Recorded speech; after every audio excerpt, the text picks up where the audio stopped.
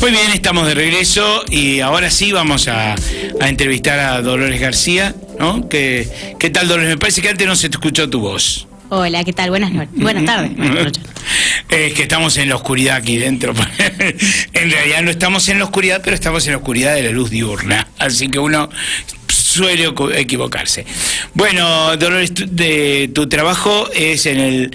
¿Cómo se llama la oficina del CEDICI de la Universidad Nacional de La Plata? Bueno, yo trabajo en Previ CEDICI, el proyecto de enlace de bibliotecas, y bueno, CEDICI es el repositorio de la universidad. O sea, esto ha surgido por una ley se han creado estos repositorios por una ley, ¿verdad? Exacto, una ley nacional que obliga a las universidades nacionales a tener cada una su espacio donde incorporar a todos los materiales producidos por personas que pertenecen a la universidad, incluidos tesistas, estudiantes, docentes, investigadores. Bien. ¿Este repositorio cuánto hace que fue creado, más o menos? 16 años se cumplieron ayer. Ajá. ¡Oh! ¡Qué justo! ¡Qué bueno! Y 16 años, pensemos en que un repositorio, bueno, en 16 años podría tener, no sé, 1000 publicaciones. ¿Cuántas publicaciones hay en este momento? En este momento, si no me equivoco, hay casi 100.000. Oh. Pero todavía estamos llegando al número, o sea, se está haciendo un trabajo de digitalización súper importante porque hay mucho material que no existe, existe en papel nada más por los años que tiene, y bueno, ahora hay todo un equipo trabajando en eso y bueno, están laburando un montón y subiendo materiales todos los días. Bien, y además de este repositorio, o sea, además de todo lo que significa las publicaciones anteriores que se están subiendo y todo, ¿ha crecido el número de publicaciones a partir de la existencia del Previ CEDICI? Sí, creció. No conozco bien las estadísticas porque no es mi área, pero sí sé que ha aumentado muchísimo porque además ahora...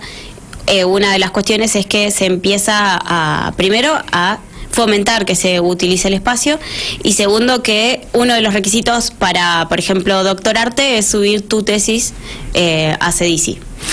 Claro, antiguamente no hacía falta no hacía falta. Tesis. Bien, o sea, se podía publicar la tesis en cualquier otro lado. Sí, y además tiene materiales escritos y materiales audiovisuales.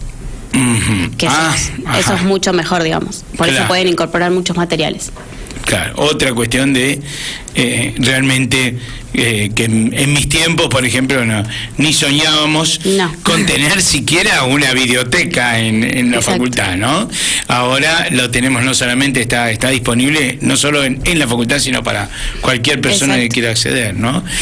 Bueno, lo que pasa es que en los últimos tiempos hay como una especie de puja entre publicar en una revista con referato internacional y publicar en estos repositorios, ¿no? O en las revistas que funcionan de estos repositorios. Sí, nosotros en particular, yo trabajo en el portal de revistas de la universidad, y lo que nosotros tenemos es un espacio donde las revistas de las facultades, editadas por las facultades dentro de la universidad, manejan el sistema de lo que sería el referato interno. Entonces, con eso, les facilitamos una herramienta para que sea mucho más fácil y ya no tenga que ser por correo, sino dentro de una sola plataforma. Pueden gestionar toda la revista de manera integral. Qué interesante eso. Y esto obviamente también lo hacen las editoriales con sus revistas últimamente, sí. Pero hay una diferencia, y es que uno en estas revistas no tiene que pagar para publicar, ¿no? Exactamente, no hay que pagar, y de hecho, el espacio que nosotros damos es gratuito, es de la universidad, y nosotros incorporamos todas las revistas que se produzcan dentro de la Universidad Nacional de La Plata. Incluso tenemos revistas que no se producen en la universidad, sino que hay gente de la universidad que colabora con esas revistas, entonces nos piden alojamiento porque no tienen dónde desarrollar toda la revista, desde que llega el primer envío o manuscrito hasta que llega a publicarse la revista, el número. Bien, excelente eso, claro. O sea, vamos un poquito a aclarar un poquito así qué ocurre. La producción intelectual de yo me puedo referir a lo que es lo mío, que es la ciencia, ¿no? Las ciencias duras más que nada, pero la producción intelectual de cualquier científico se mide por la cantidad de publicaciones que uno hace. Y en los últimos tiempos, con esta onda de la meritocracia, ha aparecido el tema también de que la revista, medir el impacto de la revista. Contanos un poco, Dolores, cómo hacen ustedes con eso. O sea, ustedes evidentemente hacen que las revistas tengan impacto. Entonces, bueno, uno de nuestros trabajos, específicamente del mío, es ayudar a las revistas a ser evaluadas previamente para ser postuladas a índices internacionales. Los mismos índices donde están las revistas de mucho dinero, o sea, donde se paga para publicar. Por ejemplo, Nature. Esas revistas que son pagas, claro, que viven con suscripciones y demás. Nosotros usamos índices que son referentes de revistas pagas. Postulamos nuestras revistas, primero las evaluamos, revisamos que cumplan con ciertos criterios. Por suerte la plataforma está preparada para que esos criterios sean cumplidos. De todas maneras podés subir una revista que no cumpla con los criterios, no hay problema, pero bueno, la plataforma está preparada para que las revistas que sí quieren ser evaluadas e indexadas en dichos índices puedan hacerlo de manera muy sencilla. Y nosotros nos ocupamos de evaluar que eso se cumpla, y a medida que se va cumpliendo, o postulamos nosotros o postulan los editores. Y una vez que está indexada, empiezan a correr métricas que son más importantes, digamos, que las métricas comunes que puede darte Google. Claro. Y las métricas lo que hacen, pues uno habla de métricas como si todo el mundo supiera, pero lo que hacen las métricas es postulan a la revista o posicionan a la revista en el mundo científico, en el mundo académico, digamos, y garantiza un espacio y una visibilidad mayor. Nuestra oficina específicamente estudia la visibilidad de la publicación. No solo trabajamos con revistas de ciencia pura, digamos, sino que trabajamos con revistas que son académicas, revistas que son institucionales y revistas que son medio unos híbridos, digamos. No son revistas de noticias, sino que revistas de otro tipo de publicación. Materiales originales, suelen ser producto de investigaciones de larga data, digamos, y si no, también trabajos de campo. Es súper amplio y la idea es que cada vez la ciencia se abra un poco más y la gente acceda a esa ciencia, no solo el pope o el científico duro que acceda a nuevas publicaciones para profundizar más sus investigaciones, sino que todo el mundo pueda acceder a eso. O sea, no solo se piensa en el autor, sino que también se piensa en el lector. Así es, está muy interesante eso. Y justamente una de las problemáticas que tienen las publicaciones, o sea, que tenían, uno por ejemplo quería publicar en Science o en Nature o en el espacio de astronomía, en el espacio astronómico, Astronomy and Astrophysics o Astrophysical Journal, que son las revistas de más impacto. O sea, antiguamente en lugar de hablar de impacto se hablaba de conocidas, más conocidas, pero eso costaba mucho dinero. ¿Y qué pasaba? Se desprestigiaba entonces a la revista como la más antigua revista de científica de la Argentina, que es los Anales de la Academia Nacional de Ciencias. No tenían, prácticamente nadie publicaba ahí, o los que publicaban eran los que tenían un artículo de 140 páginas, que si tuvieran, aclaro que una de las cosas que hacen estas revistas internacionales es cobrar por página, ¿no? O sea, por la métrica, digamos, que ocupa del espacio ocupado por el artículo. Bueno, a uno le cobran, qué sé yo, $100, por ejemplo, por página. eso tiene que salir de un subsidio de investigación, porque del bolsillo de uno no va a salir, es imposible, ¿no? Algunos investigadores ganan, o sea, los noveles ganan menos de $1.000, por ejemplo. Entonces, si tuvieran que poner para una investigación de 100 páginas, tendrían que poner todo su sueldo. Y más también. Y más también, ¿no? Sí. Seguro. Así que, ante eso, lo que se hacía era publicar las cosas grandes en estos anales, que no los leía nadie porque no tenían impacto, y entonces era complejo. Por eso me interesa mucho esto de lo que hacen estos repositorios de las universidades, y sobre todo esto que estabas contando último me parece lo más brillante de estos repositorios, que es el buscar el impacto, o sea, el buscar indexación en estos lugares donde los científicos vamos, y también las otras personas, como bien dijiste, vamos a buscar publicaciones. Bueno, de hecho nos pasa mucho en el último tiempo. Ahora CEDICI está siendo mucho más consultado, pero yo me acuerdo cuando yo estudiaba, hace muchos años, nosotros no sabíamos de la existencia de CEDICI, y es fundamental para escribir nuestra tesis, por ejemplo. Nosotros usamos muchos materiales de CEDICI porque colegas de nuestro propio, digamos, de nuestra propia universidad nos dan un montón de material y no lo sabemos aprovechar. Entonces es como, bueno, ahora se está fomentando que todo lo que publique cualquier persona perteneciente a UNLP pueda estar ahí en ese repositorio, y a partir de eso aprendimos que hay otros repositorios, que cada universidad tiene su repositorio, o que por lo menos lo está tratando de desarrollar. Incluso como somos pioneros en cuanto a repositorios, nos consultan a nosotros, y nos consultan sobre los portales también.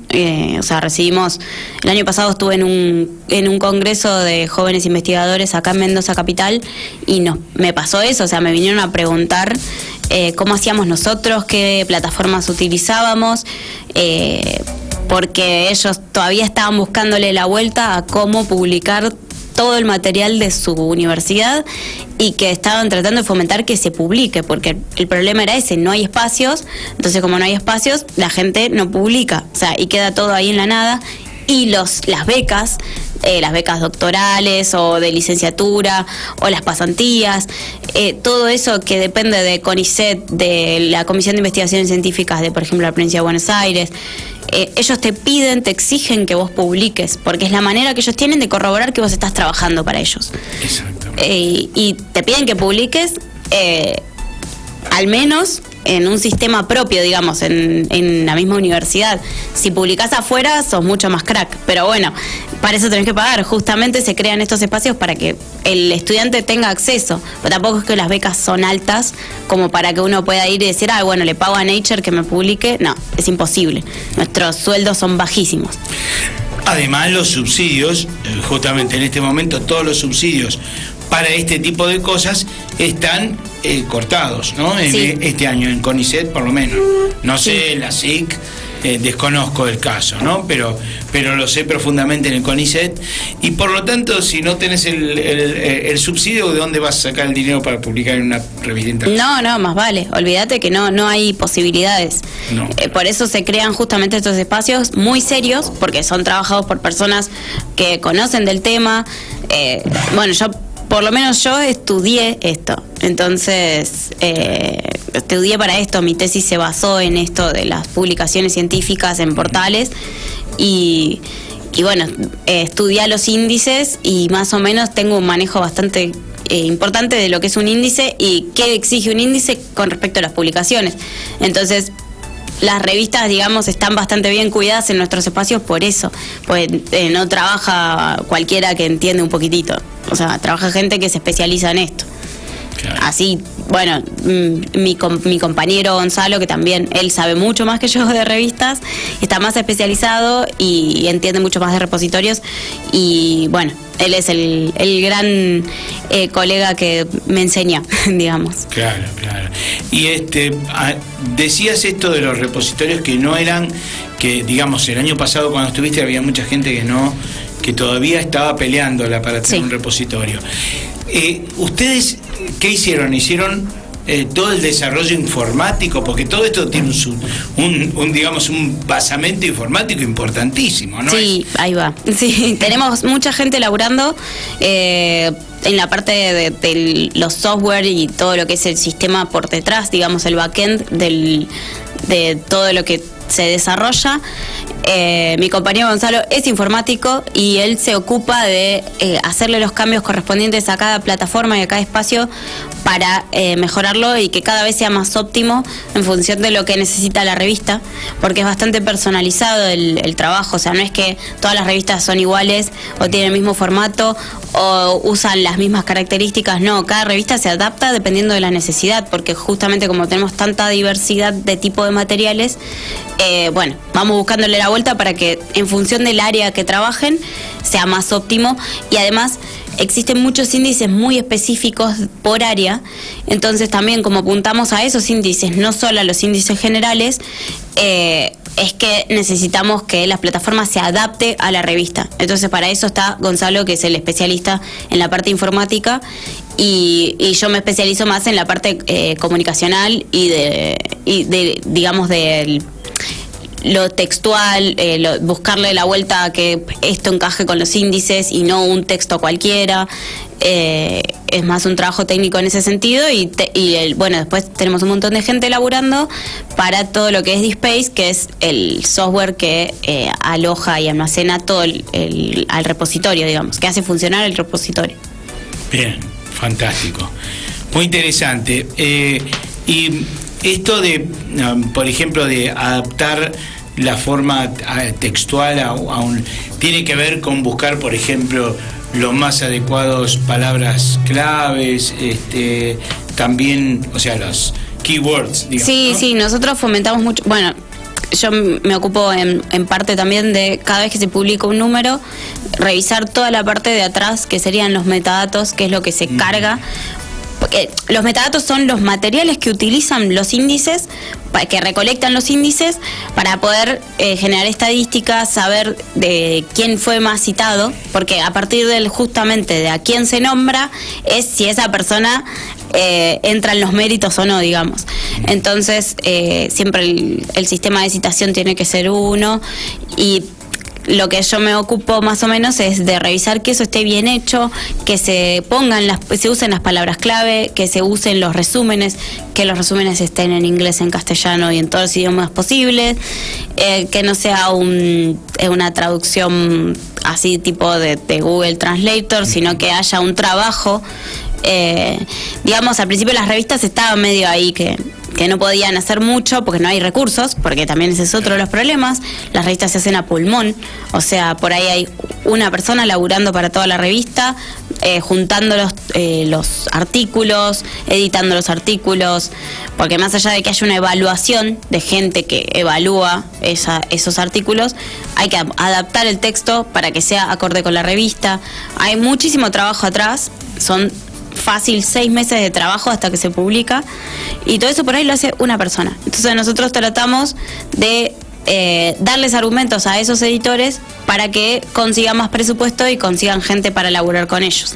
Uh-huh. O consigan colegas que quieran laburar ad honorem, que es lo que pasa mucho. Claro. Sí, es complejo el problema, y sobre todo en esta época donde todo se mide por la cantidad de publicaciones. Sí, totalmente. Y sobre todo por el impacto de la publicación, ¿no? Que sí.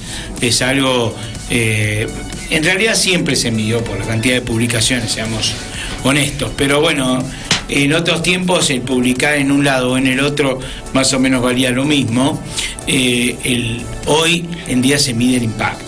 Sí, y lo más terrible es que hoy ya existen muchísimos espacios nuevos gracias a estos movimientos de las universidades, y sigue siendo igual meritocrático si por más que publiques en 10 revistas de la universidad, no sirve si no publicas afuera.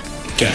Entonces, a pesar de que uno de las cosas más importantes que tiene que tener la revista son evaluadores externos, o sea, gente que no pertenezca a la universidad y en lo posible que no esté en el país, o sea, gente de afuera. Eso se evalúa muchísimo. Los índices toman como que, bueno, bien, son conocidos a nivel internacional, entonces se pondera eso. así y todo, por más que vos tengas un equipo de gente que esté afuera, en cualquier continente, laburando y evaluando tus trabajos, sigue siendo poco meritorio para el que publicar en esos espacios. Y eso hace que también sea malo para las revistas, porque las revistas necesitan tener el aval nacional de, bueno, sí, estamos en índices de afuera, o sea, estamos en índices mundiales donde hay revistas de mucho prestigio y seguimos estando por fuera de la meritocracia argentina.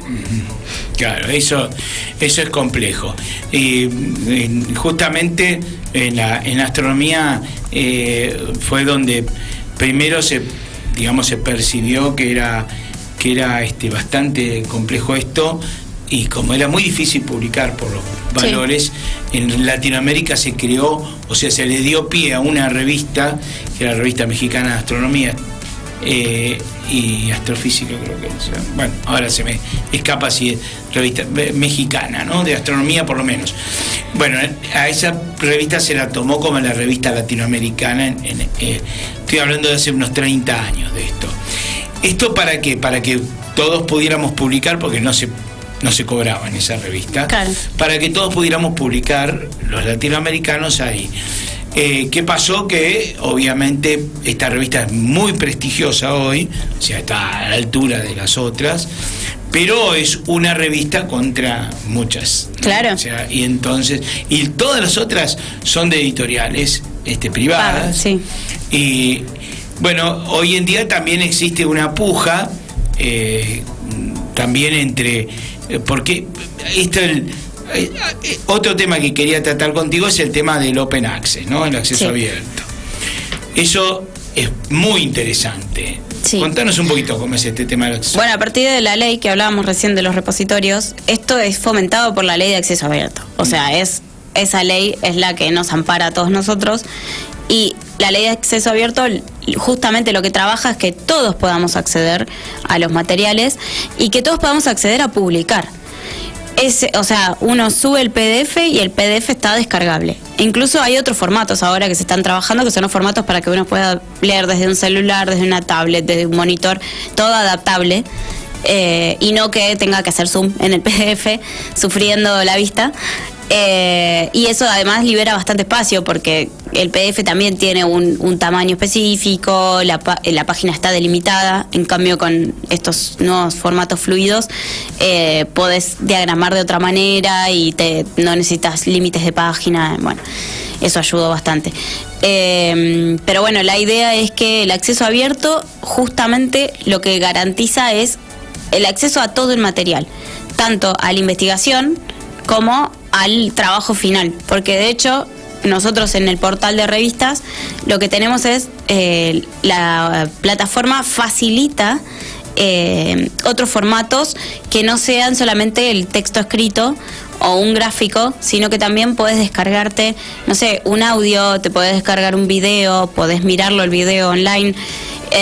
Y eso hace que se refuercen mucho las investigaciones, o incluso si es algo institucional, que se refuerce la idea de por qué necesitaba dinero para tal cosa, por qué necesitan más presupuesto en esto, exponiendo una situación en particular.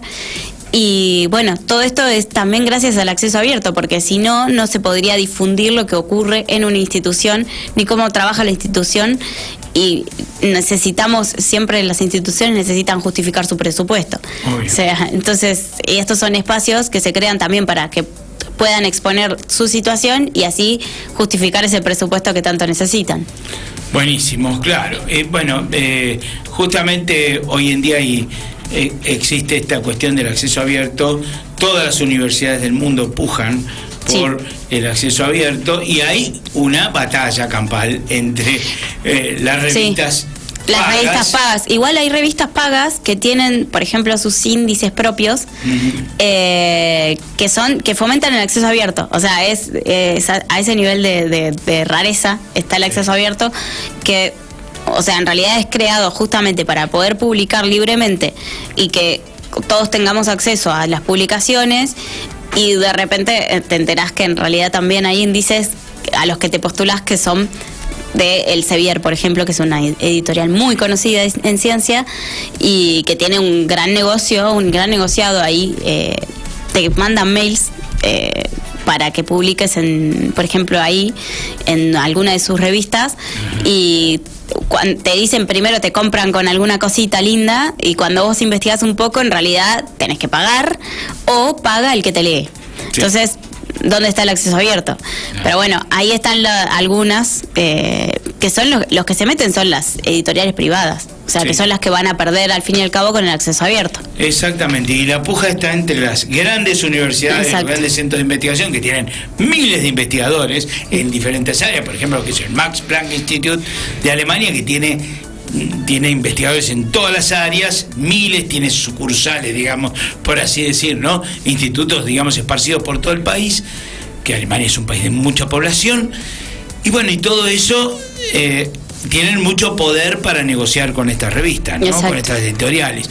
Pero así todo está complejo el tema, no es tan fácil, todavía no tenemos revistas, las revistas, digamos, grandes no hay acceso abierto, o sea, por ejemplo, lo único que te liberan es un par de artículos, claro, ¿no? Y nada más. Sí, los menos interesantes, como los nombran ellos, porque encima es eso, o sea, también clasifican. Los de menor impacto. Los de menor impacto también clasifican la información que publican. O sea, es terrible eso, porque es como, bueno, porque soy menos que el otro que publicó, que lo tienen embargado. Exactamente. Tal cual. Funciona así. Tal cual, sí. Bueno, muy bien. Estamos en la hora del informativo. Vamos al informativo, pero antes te agradezco mucho, Dolores, por favor, tu presencia, y además porque realmente es un tema muy importante para la ciencia, porque la forma de divulgar y de hacer ciencia pasa por esto, por publicar, porque otros sepan lo que uno hace y entonces podamos discutir, podamos crecer en base a esas discusiones. Así que, y además, bueno, realmente la revisión de pares, que es lo fundamental, sí, que la gente que como uno, ¿no? Que sabe tanto como uno o más que uno, bueno, pueda mirar el trabajo de uno y decirle, mira, esto no está bien, o sí, corregirlo por acá, en fin, ¿no? En todo, sí, lo que se llama referato. Llamamos también a los astrónomos a generar alguna revista en la UNLP, así la subimos a nuestro portal. Sería muy bueno. Sería genial. Bueno, la nueva generación, la generación joven que hace cosas tan lindas en el Observatorio, sí, de La Plata, en todo sentido, bueno, sería lindo que ellos soñaran y lo realizaron. Les va a llegar este mensaje, ¿eh? Sí, tiene que llegarle, sin duda. Bueno, muy bien, vamos entonces al informativo. Gracias, Dolores. Nada.